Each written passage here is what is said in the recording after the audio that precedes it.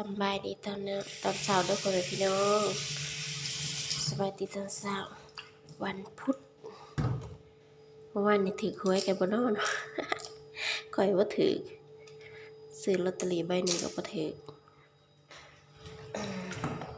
วันนี้เฮาสิเฮ็ดเมนูเป็ดเนาะแกงเป็ดแสนมักมี่แล้วก็ยอดมะลุงแกงเป็ดแกงหมูหมี่เนี่ยขายเขาเฮ็ดแกงหน่อไม้เนาะแบบเดียวกันเลยก่อนอื่นเขาก็สิ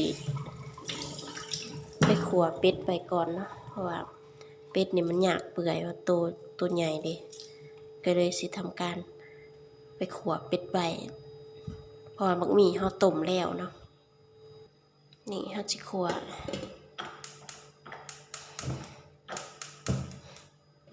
จะทำการขั่วไปก่อนเขาใส่ใบมะกรูดแล้วก็ตะไคร้เนาะดับข้าวก็ใส่ส้มพร้อมนี่มะขามเปียกใส่ไปพร้อมเพื่อจะดับข้าวเป็ดขั่วมันสุกแล้วก็เอาน้ำใส่ต้มไว้ก่อนเนาะแบบเฮาก่อนสิแกงเฮาก็เอาออกตะไคร้ใบมะกรูดเพราะว่าเฮาใส่น้ำยะนางแล้วก็ออกแล้วก็ใส่น้ำปลาแดกลงไปก่อนเพื่อจะดับคาวของมันใส่แต่น้ำปลาแดกไปก่อนเนาะเดี๋ยวตอนนั้นถ้าใส่น้ำยะนางจะมาปรุงอีกรอบหนึ่งก็ได้เนื้อสิปรุงไว้เลยก็ได้นะแล้วแต่ค่อยใส่แค่นี้ไปก่อนเดี๋ยวเป็ดเริ่มสุกแล้วเอาน้ำมาใส่เนาะที่สุกแล้วเป็ดเอาคั่วแบบพอประมาณเอาน้ำใส่1 ถ้วยแล้วก็ต้มไว้แบบนี้จนกว่ามันสิเปื่อยเขาจะทำการแกงเดี๋ยวเราจะไปนึ่งเขาไว้ก่อนยังไม่ทันขามเขา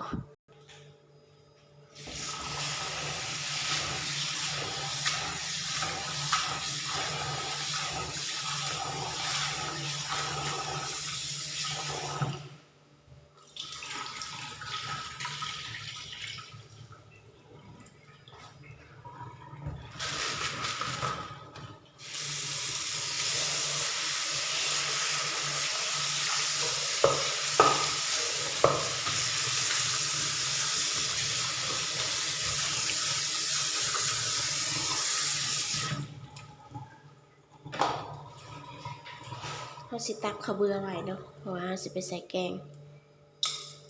ตักไว้สิละลายเนี่ยแล้วแกงสิเด็กข้นๆคือเขาแกงหน่อไม้เลย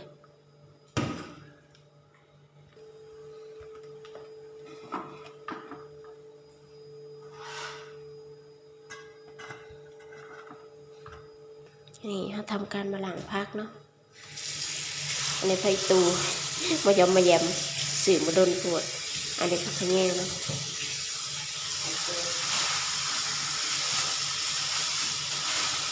ส่วนอันนี้ยอดหมกผักคุมเนาะเพราะว่าเขาสื่อมา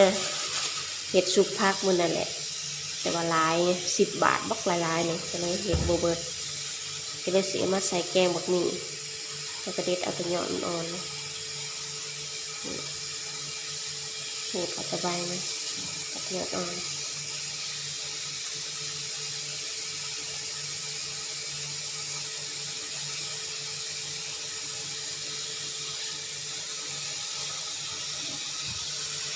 นี่พักเฮากับเด็ดเรียบร้อยแล้วก็ล้างเรียบร้อยนะคะสิเตรียมไว้ใส่แกงเนาะ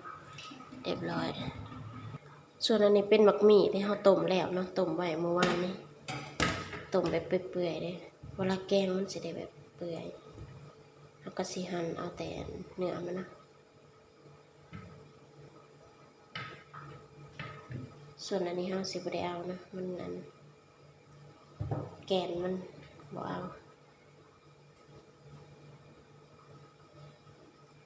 ต้มใส่เกลือไว้เมื่อวานต้มใส่หม้อไฟฟ้ามันเปื่อยไว้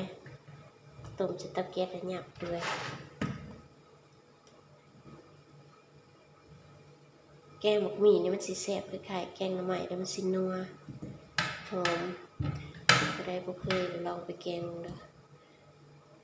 ถ้าผู้ใดแบบบ่มักแบบเปื่อยๆแบบสิบ่ต้องต้มไว้ก็ได้แบบแกงเลยต้มๆคือค่อยก็ได้เนาะแต่ค่อยมักแบบมันเปื่อยๆถ้ามันบ่เปื่อยมันบ่แซ่บมันบ่มีนะนี่เราก็เฮ็ดแบบเป็นตอนน้อยๆแล้วก็ล้างแล้วก็เตรียมไว้เลย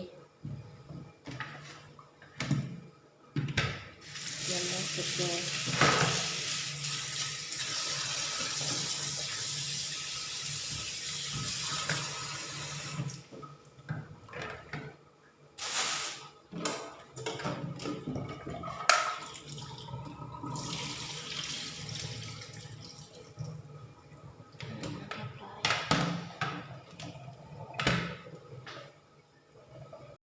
ส่วนอันนี้เป็นใบยะนางเนาะ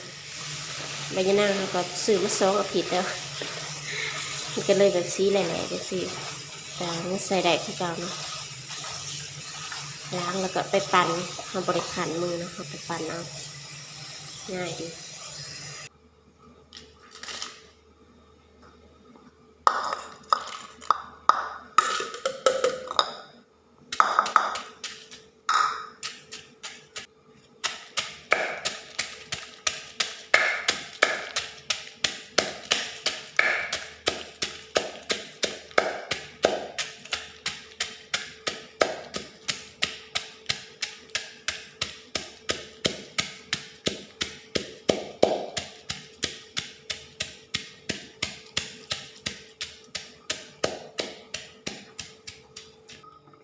นี่ข้าวเฮาสุกแล้วเนาะเดี๋ยวมาซอยข้าวก่อน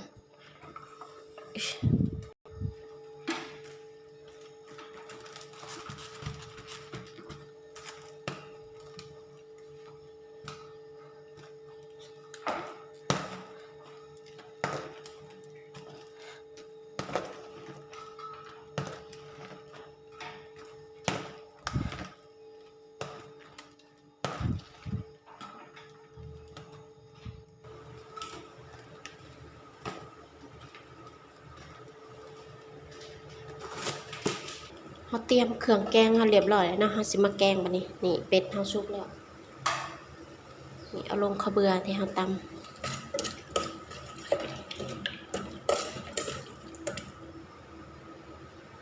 ส่วนอันนี้เป็นหนำยะนางเนาะใส่ลงไปเลย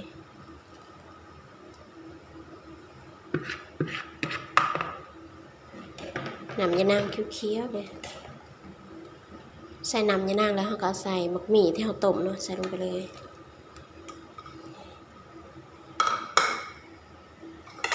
แล้วก็ตามด้วยผักที่เขาเตรียมไว้เนี่ยยอดมะรุมผักขะแยงไผ่ตูเนาะใส่ลงไปถ้าผู้ใดบ่มักใส่ผักห่มก็บ่ต้องใส่ก็ได้เนาะเพราะว่าค่อยใส่คือแกงหน่อไม้เนี่ยใส่ผักเขียวๆเนี่ยจะได้แซ่บๆหอมๆชอบกินใส่ได้หมดใส่ยอดมะอึดยอดอันมักบวบก็ใส่ได้เบิดเนาะแต่ค่อยบ่ได้ใส่แต่ผักอันนี้ก็พอเฮาใส่แล้วเฮาก็สิคนลงเนาะเดี๋ยวมันหยุบเหลือกันน้อยเดียวมันบ่ได้หลายนี่คือแกงหน่อไม้เลยเฮาใส่แต่น้ำปลาแดกเนาะเฮาปรุงบัดนี้เฮาสิปรุงใส่แต่รสดีกับแป้งนัวกระจกแล้วต้องใส่หลายเลยใส่รสดีลงไปนิดหนึ่งใส่รสดีแล้วเฮากับใส่แป้งนัวแบบนี้ฟึบ1 ช้อน1กับครึ่ง1ก็พอบ่ได้บ่มักแป้งนัวก็ใส่ก็ได้ที่ฉันชอบกินนี่คือแกงหน่อไม้เลยนะหน้าตานี่คือแกงมักมี่ข้าวหาวหรือแกงขนุนว่าต้มเปื่อยแล้วพอแกงแป๊บเดียวก็แล้วเนาะรอมันผดแล้วก็แล้วทุกอย่างมันก็สุกแล้วเหลือแต่ผักกับอันน้ำยะนางเท่านั้น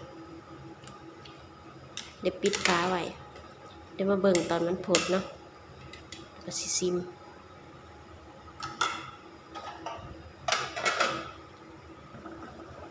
แทนชุกแล้วเนาะพี่น้องหอมขนาด แกงหมักหมี่มันสิหอมเนาะนี่หอมผักกระแยงหอมผักอีหุ่มนี่อำลำเลยเป็นตาแซ่บบ่เป็ดนะเขาใส่หน่อยเพราะว่าเอาน้ำนัวมันซื่อๆเขาบ่ได้อันกินเป็ดเขาสิเน้นผักเนาะก็ได้แบบผักหลายกว่าเป็ดเดี๋ยวชิมมือก่อนเด้อตัวนี้หอมแห้ง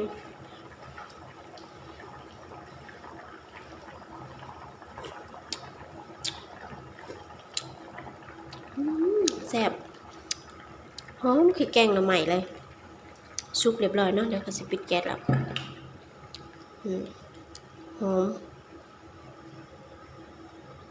หอมผักกระแยงหอมใบตูแล้วหอมผักอันอีหุ่มแกงสปักหมี่เปื่อยๆเลยแซ่บขนาดเอาไปลองเนาะทุกคนแกงได้ถ้าผู้ใดบ่มักผักอีหุ่มเนี่ยบ่ต้องใส่ก็ได้นะใส่แต่บักหมี่นี่ก็แซ่บ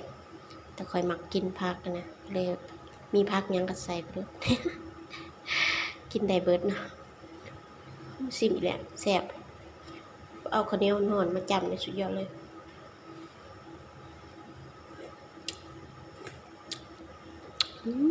แซ่บ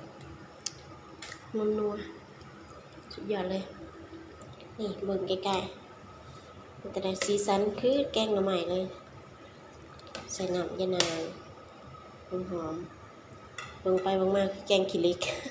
เพราะว่ามีผักอีหุ่มเนาะกินข้าวกันเด้อสบายดี